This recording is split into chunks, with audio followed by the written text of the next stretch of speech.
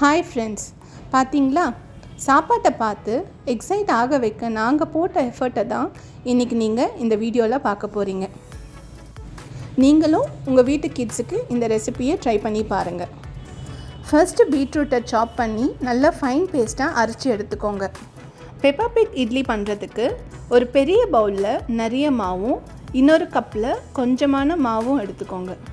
நிறைய இருக்கிற மாவில் பிங்க் கலராக மாறுற வரைக்கும் பீட்ரூட் பேஸ்ட்டை மிக்ஸ் பண்ணிக்கோங்க. கம்மியாக இருக்கிற மாவில் ரெட் கலராக மாறுற அளவுக்கு பீட்ரூட் பேஸ்ட்டை மிக்ஸ் பண்ணிக்கோங்க.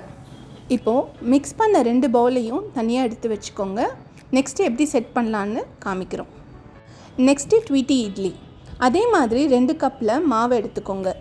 பெரிய கப்பில் இருக்கிற மாவு லைட் எல்லோ கலரில் மாறுற அளவுக்கு மஞ்சள் தூளை ஆட் பண்ணிக்கோங்க.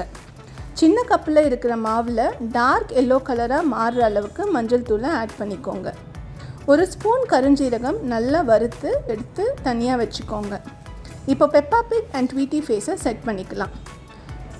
இதை மினி இட்லி பிளேட்டில் வச்சிங்கன்னா நல்லாயிருக்கும். வீடியோவில் காட்டுற மாதிரி செட் பண்ணிக்கோங்க.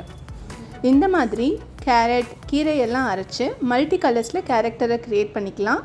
உங்களோட க்ரியேட்டிவிட்டியை இதில் நல்லா காமிக்கலாம்.